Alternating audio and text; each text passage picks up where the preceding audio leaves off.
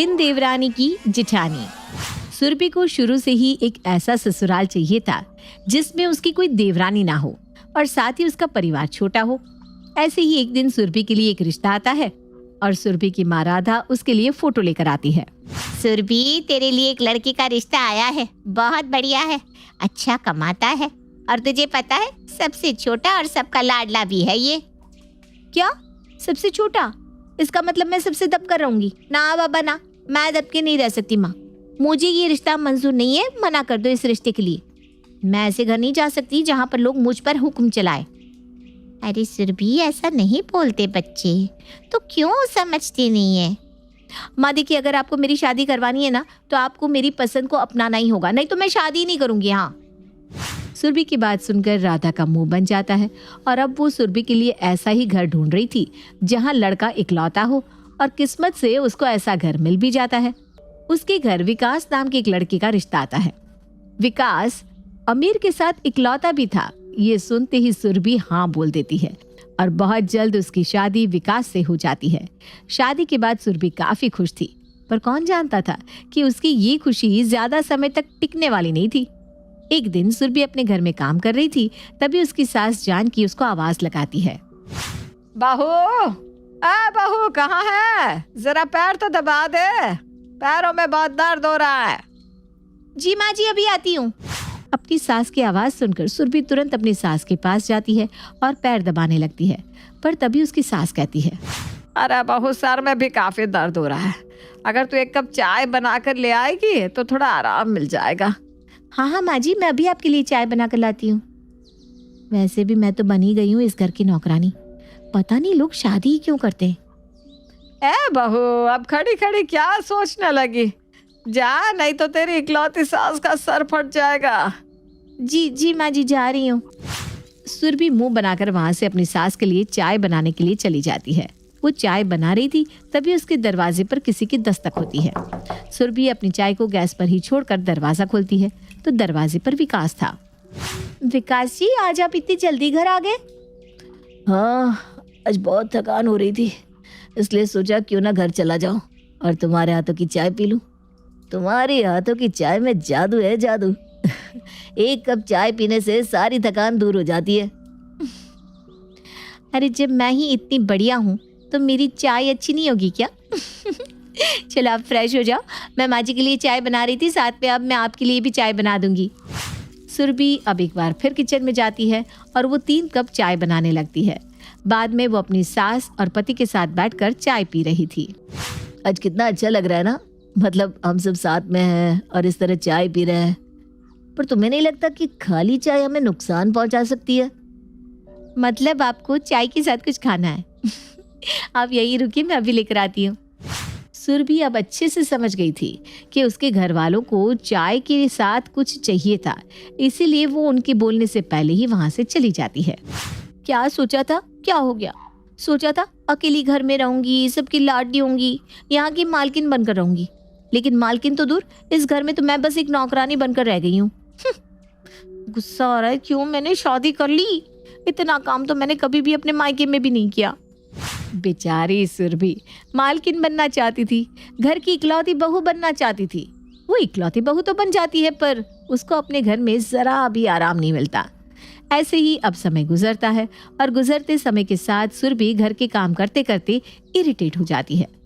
एक दिन सुरभि मार्केट जाती है, जहाँ उसको उसकी सहेली नैना दिख जाती है। अरे नैना, तू यहाँ? हाँ यार, मैं अभी अभी यहीं शिफ्ट हुई हूँ अपने फैमिली के साथ। तू तो शादी करके हमें भूल ही गई, न जाने कहाँ गायब हो गई।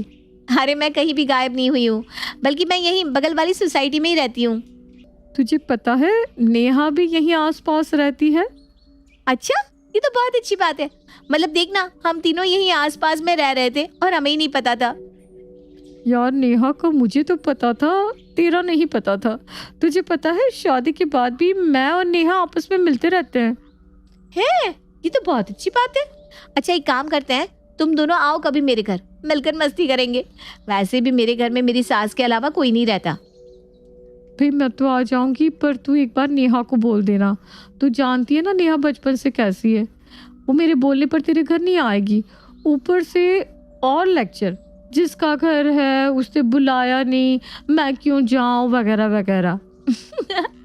तो चिंता मत कर, मैं घर जाकर अभी उसको मैसेज कर दूंगी। सुरभि आज बहुत दिन बाद अपनी दोस्त से मिली थी, इसलिए वो काफी खुश थी। सुरभि अब रात को ये खुशी अपने पति से भी बांटती है। अरे वाह, ये तो बहुत अच्छी बात है। इतने दिन बाद ही सही, आखिरकार तुम भी अपनी सहेलियों से मिल लोगी। हाँ विकास, मैं सच में बहुत खुश हूँ। मैंने उन्हें अपने घर भी बुला लिया है, वो आएंगी तो मेरा मन भी लगा रहेगा। अरे ये तो और अच्छी बात है। अच्छा सुरभि, रात बहुत ज्यादा हो गई है, इसलिए तुम सो जा। मुझे भी ऑफिस का थोड़ा काम है, बस वो निपटा कर मैं भी सो जाता हूँ। विकास की बात सुनकर सुरभि सो जाती है और अगले दिन वो अपनी दोस्तों के आने की तैयारियां करने लगती है। कुछ देर बाद सुरभि की सहेलियां उसके घर आती है। अरे तुम लोग आ गए, आओ बैठो, मैं तुम दोनों के लिए पानी लेकर आती हूँ।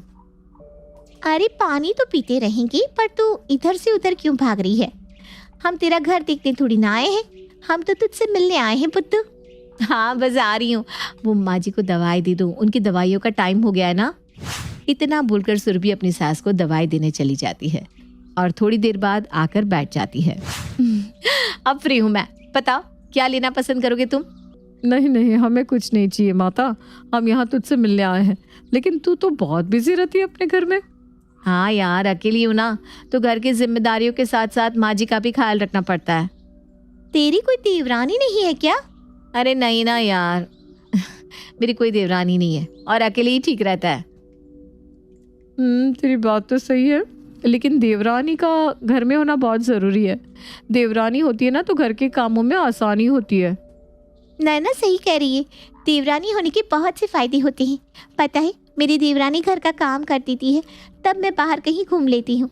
अब जैसे तेरे घर आई हूँ तो मेरी देवरानी मेरे घर का और मेरी सास का ख्याल रख रही होंगी। वैसे सुरभि, तू सच सच बताना, तू अकेले बोर नहीं होती क्या? नहीं तो, मुझे तो शुरू से ही ऐसा परिवार चाहिए था जहाँ लोग ज्यादा ना हो। कोई बात नहीं, वैसे अब तो तुझे आदत भी हो गई होगी ना।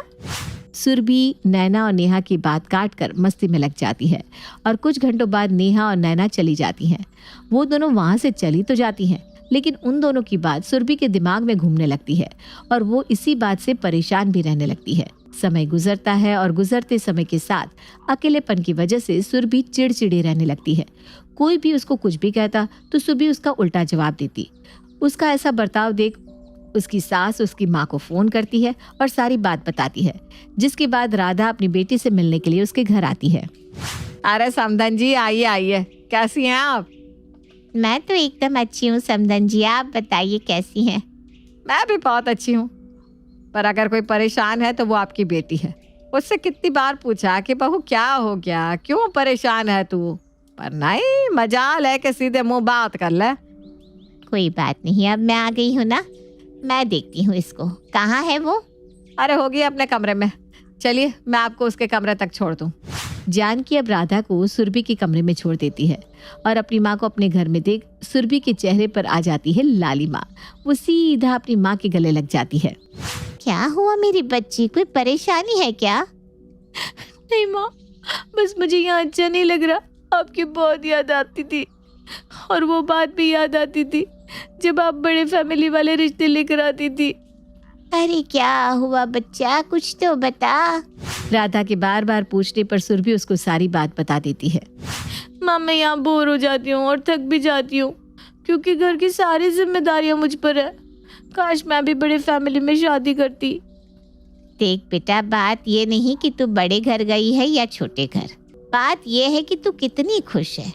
तुझे कभी किसी चीज की दिक्कत हुई या कभी लड़ाई झगड़ा हुआ है क्या? नहीं माँ। तो बस इस बात से खुश रहे, क्योंकि जो लोग कहते हैं ना कि देवरानी का होना ज़रूरी है, काम करवाती है, ये वो, तो मेरी बात कान खोल कर सुन। वहाँ भले ही मिल बांट कर काम होते हो, लेकिन काम के पीछे अक्सर लड़ाई झगड़े होते हैं। परिवार बड़ा हो या छोटा, वहाँ एकता और सुकून होना चाहिए। अगर तुझे कभी भी कोई भी परेशानी आती है तो तेरी सहेलियाँ तुझे नहीं देखेंगी, बल्कि तेरा परिवार तुझे दिखेगा। माँ सही कह रही हैं आप, शायद मैं ही उनकी बातों में आकर अच्छा बर्ताव नहीं कर रही थी, पर अब मैं बहुत अच्छे से रहूंगी माँ। सुरभि की बात सुनकर राधा के चेहरे पर एक मुस्कान आ जाती है और वो अपनी बेटी के साथ अपने समधन के पास जाती है।